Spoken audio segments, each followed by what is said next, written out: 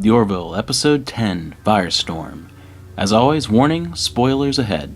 Just in time for Thanksgiving, sci-fi fans have something else to be thankful for. Another stellar episode of The Orville. A tragic accident during a powerful storm leaves Alara shaken and blaming herself for the death of a crew member, as a burst of fire caused her to hesitate. Even though there was nothing she could have done to have prevented the death, the fact that she froze in the attempt has Alara questioning whether or not she is able to continue performing her duties. Even the now established Alara support trio of big sisterly Commander Kelly, respected leader Captain Mercer, and the motherly counsel of Dr. Claire can't reassure her or restore her confidence. Firestorm does a far better job of getting into the head of Alara, exploring what makes her character tick, and dealing with her insecurities than Command Performance did earlier this season. And we even got a few more details about her home planet and people as Alara contacts her parents to find out if there was anything from her childhood that might explain why the fire caused her to freeze in a moment of crisis. Her parents are played by Molly Hagan and the ever-popular and always fantastic Robert Picardo, whom sci-fi fans will of course recognize from Stargate SG-1 and Atlantis as Richard Woolsey, and Star Trek Voyager as the Doctor. Halston Sage pulls off her best acting performance of the season as Alara, from the very start of the episode's cold open, through the horror-themed mystery and misdirection and the awesome action sequences.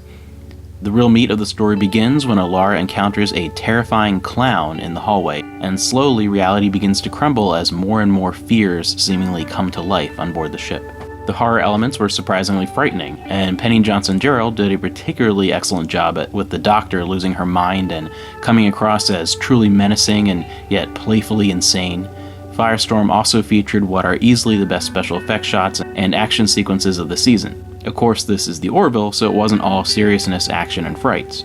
The humor was on par with the best of previous episodes, and had less to do with sight gags, and was more focused on witty remarks, funny reactions, and now familiar interactions amidst the crew that has grown to feel more and more like a family as the season moves along. At this point, those relationships have been fleshed out enough, and it seems as if the cast itself has become more accustomed to the rhythms of their characters and their relationships with the others on the ship. These seem to be hitting beats a little bit better with the comedic remarks depending on who they're interacting with. Bortus and Lieutenants Malloy and Lamar are particularly hilarious with one-liners and brief comedic moments in this episode. It is apparent rather early on that something is amiss, and all the horrors are either in Alara's mind or a simulation or something along those lines. That does hurt some of the tension, as you feel that certain sequences don't have weight if they are obviously going to be remedied, but to be honest, that fact didn't hurt this episode at all. It is eventually revealed that Alara is trapped in a program she had Isaac create for her based around the fears and phobias of members of the crew. The clown is a perfect analogy for this episode, humorous yet terrifying, silly yet serious.